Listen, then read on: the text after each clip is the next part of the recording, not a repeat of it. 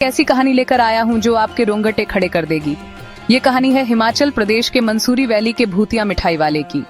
सालों पहले मंसूरी वैली नाम के एक छोटे से गांव में एक रहस्यमयी मिठाई वाला अचानक प्रकट हुआ। वो ज्यादा बातें नहीं करता था और ना ही अपना असली नाम किसी को बताया। हर सुबह वो लकड़ी की एक पुरानी गाड़ी में रंग बिरंगी मिठाइयाँ लेकर आता और बच्चों को पुकारता, आओ बच्चों, ये जादुई मिठाइयाँ खाओ, बिल्कुल फ्री। पहले तो गांव के बच्चे डरते थे, लेकिन मिठाइयों की खुशबू इतनी मनमोहक थी कि वो खुद को रोक नहीं पाते थे। चमकदार गुलाब जामुन, मुंह में घुल जाने वाले लड्डू और रसगुल्ला। सबसे अजीब बात, ये मिठाइयाँ खाने के बाद बच्चों को कुछ देर के लिए बहुत कहुशी और ताकत महसूस होती थी। लेकिन गांव में एक लड़की थी, रवि। वो बहुत समझदार और ध्यान देने वाली थी। उसने देखा कि मिठाई खाने के बाद बच्चों के साथ कुछ अजीब हो रहा था। कोई पूरा दिन चुपचाप बैठे रहता, कोई अचानक गुस्सा हो जाता और किसी किसी को बुरे सपने आने लगते। रवि ने अपनी दादी से बात की, जो गांव की सबसे बुजुर्ग और समझदार महिला थी। उसकी दादी ने गंभीरता से कहा, जब हम बच्चे थे तब भी हमारे गांव में ऐसा ही एक मिठाई वाला आया था।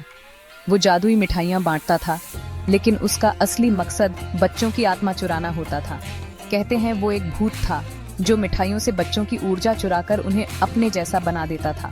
रवि को यकीन नहीं हुआ, लेकिन उसने खुद मिठाई वाले का पीछा करने का फैसला किया।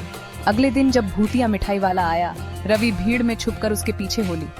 वो गांव के बाहर एक पुराने खंडहर नुमा हवेली की तरफ गया। वहां उसने अपनी गाड़ी एक गड्ढे के पास रोकी और बची हुई मिठाइयाँ एक बड़े लोहे की कढ़ाई में डाल दी। फिर वो कुछ मंत्र पढ़ने लगा। रवि की आंखें हैरानी से फैल गईं। उसने देखा कि मिठाइयाँ काले धुएं में बदल रही थीं, जो हवेली में जा रहा था। रवि डर गई, लेकिन उसने हिम्मत नहीं हारी। उसने सोचा कि उसे कुछ करना होगा। वो भागकर गांव के सरपंच के पास गई और उसे सब कुछ बताया। पहले तो सरपंच ने उसकी बात अनसुनी कर दी, लेकिन जब रवि ने बच्चों के अजीब व्यवहार के बारे में बताया तो वो सोचने पर मजबूर हो गया।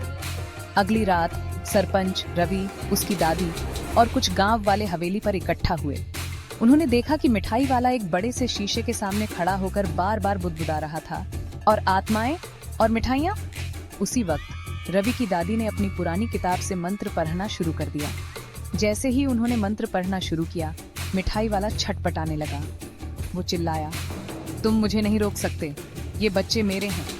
लेकिन रवि ने हिम्मत नहीं हारी। वो दौड़कर शीशे पर टूट पड़ी। जैसे ही शीशा टूटा, हवेली में एक तेज चीख गूंजी और मिठाई वाला काले धुएं में बदलकर गायब हो गया।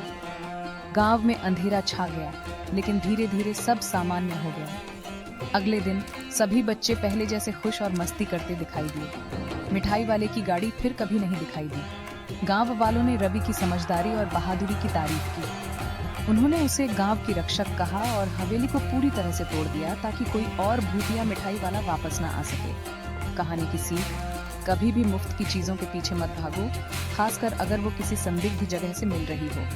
हर मीठी चीज अच्छी नहीं होती, और सबसे जरूरी बात, सच्चाई और हिम्मत से किसी भी बुराई को हराया जा सकता है, चाहे वो कितनी भी डरावनी क्यों ना लगे।